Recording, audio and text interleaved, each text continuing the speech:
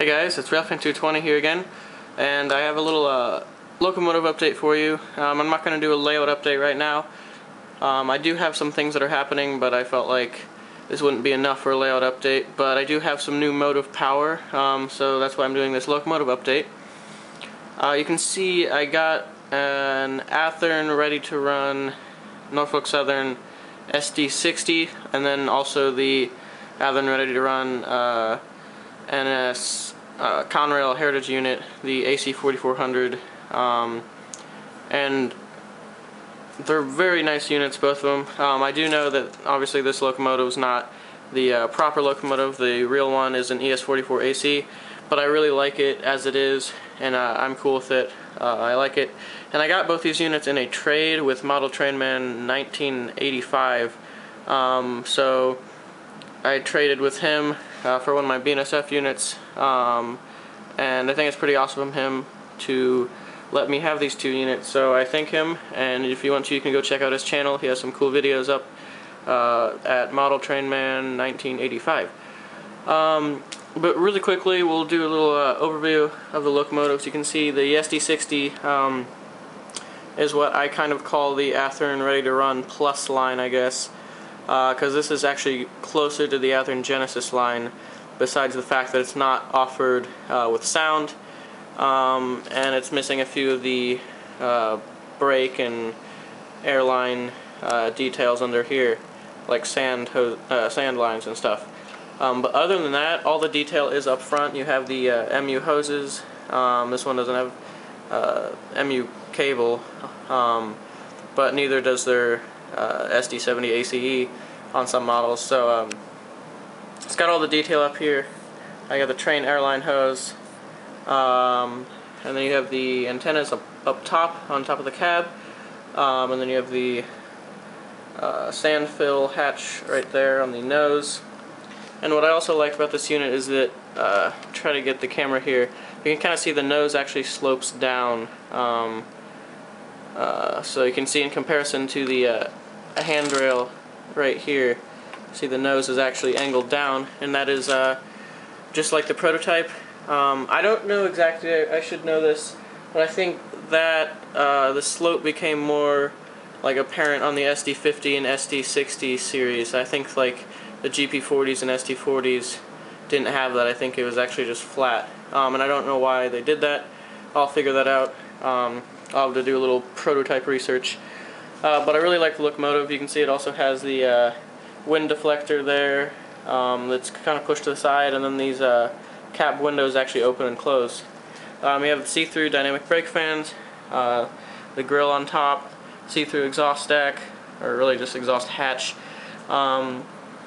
correct horn, and then see-through radiator fans, and the grills are nice and painted kind of this graphite color.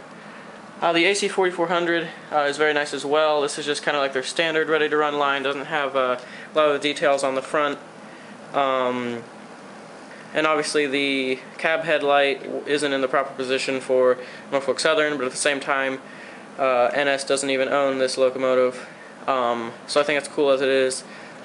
Same with the ditch lights, they're not in the proper position, but I'm just pointing that out. It doesn't mean that I don't like it. I'm just saying that's what Athearn kind of had to compromise, because they wanted to crank these schemes out before the actual ES44AC was out from Intermountain, and it was good on them to at least get the schemes out on the closest locomotive they could as fast as possible so people could pick them up. But other than that, detail's great. It's not really missing anything besides some minor details, like up on the cab you don't have the windshield wipers or grab irons or the MU cables and all that stuff.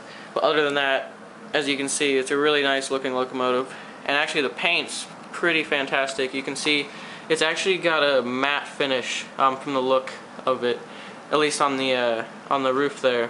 It's kind of a matte finish, and it looks really good. It actually feels nice. All the painting's crisp, and then you have the slightly weathered grills back here that kind of highlight those, and then the fuel tank is nicely detailed.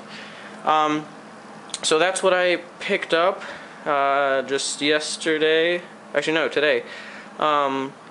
So really nice locomotives, and they run perfectly together. Right now they actually have DCC decoders that I borrowed. They're just little extra decoders.